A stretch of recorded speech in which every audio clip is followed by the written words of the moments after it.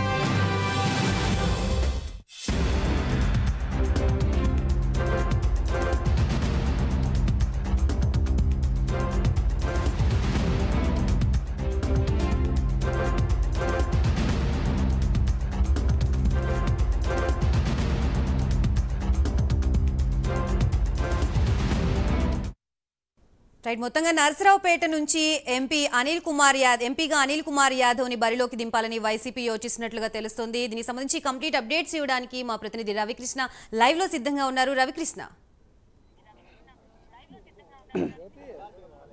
గాయత్రి, ఏదైతే నెల్లూరు టౌన్కి సంబంధించినటువంటి ఎమ్మెల్యే అనిల్ కుమార్ యాదవ్ ఉన్నారో ఆ అనిల్ కుమార్ యాదవ్ని నర్సాపేట పార్లమెంటు అభ్యర్థిగా కూడా దించాలని చెప్పి వైసీపీ అయితే అధిష్టానం భావిస్తున్న పరిస్థితి అయితే ప్రస్తుతం అయితే కనపడుతూ ఉంది. ముఖ్యంగా కూడా ఏదైతే నర్సాపేట పార్లమెంటుకి సంబంధించినటువంటి ఈ ప్రాంతంలో ఎక్కువగా 7 నియోజకవర్గాలు ఉన్నప్పటికీ కూడా ప్రధానంగా కూడా 3 నియోజకవర్గాల్లో బీసీల అధిక సంఖ్యలో కూడా ఉన్నారు. ముఖ్యంగా కూడా యాదవులు ఎవరైతే ఉన్నారో యాదవ్ సామాజిక వర్గం కూడా పెద్ద సంఖ్యలో కూడా ఉన్నటువంటి నేపథ్యం. ముఖ్యంగా 7 నియోజకవర్గాలకు సంబంధించి 7 నియోజకవర్గాల్లో కూడా ఓసీ అభ్యర్థులు ఉన్నారు. అదేవిధంగా కూడా శ్రీకృష్ణదేవరాయలు ఎవరైతే శ్రీకృష్ణదేవరాయలతో ఈ కాన్ఫ్లిక్ట్ వచ్చినటువంటి సందర్భంలో ప్రధానంగా కూడా ఆయన ఓసీ సామాజిక వర్గం కాబట్టి అందరూ ఒక పార్లమెంటేరియను అదేవిధంగా కూడా 7 అసెంబ్లీ స్థానాల్లో కూడా ఓసీలనే నిలబెట్టినట్టయితే మాత్రం తాము చెబుతున్నటువంటి ఏదైతే సామాజిక న్యాయం అనేది ఉందో ఆ సామాజిక న్యాయానికి అర్థం ఉండదనే ఉద్దేశంతోనే బీసీకి ఇవ్వాలని చేయాలని చెప్పి ప్రయత్నిస్తున్నటువంటి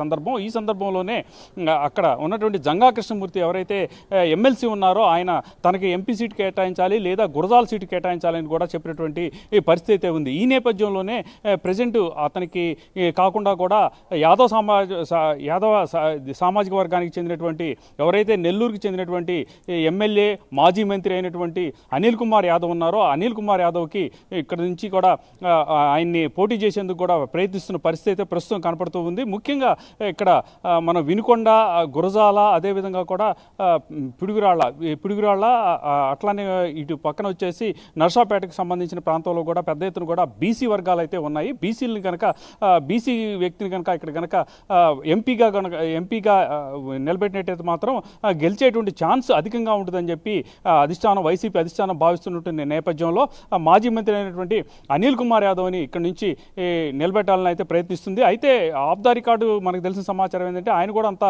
ఇష్టాన్ని అయితే వ్యక్తం చేయడం లేదు. ఆయన తిరిగి నెల్లూరు నుంచి పోటీ చేయాలని చెప్పి చూస్తున్నటువంటి పరిస్థితి అయితే ఉంది. అయితే మాత్రం అధిష్టానం మాత్రం కంపల్సరీగా కూడా ఇక్కడ నర్సాపేట ఎంపీగా పోటీ చేయాలని చెప్పి ఆయన అడుగుతున్న పరిస్థితి. ఈ నేపథ్యంలోనే పూర్తిగా కూడా ఇక ఎంపీగా నర్సాపేటకు సంబంధించిన ఎంపీగా వైసీపీ పార్టీ నుంచి కంపల్సరీగా కూడా మంత్రి అనిల్ కుమార్ యాదవ్ అయితే ఉండేటువంటి ఛాన్స్ అయితే ఎక్కువగా కనపడుతున్న పరిస్థితి అయితే ఉంది. Gayatri. Right, thank you Ravikrishna.